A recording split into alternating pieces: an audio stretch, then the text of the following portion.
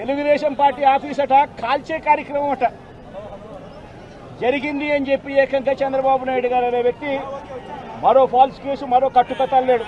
ఇంకొక దొంగ వాంగ్మూలాన్ని కూడా ఇచ్చేశారు ఇదే పెద్ద మనిషి చంద్రబాబు నాయుడు గారు. వాస్తవం ఏమిటంటే తెలుగుదేశం పార్టీ కాలబడింది లేదు.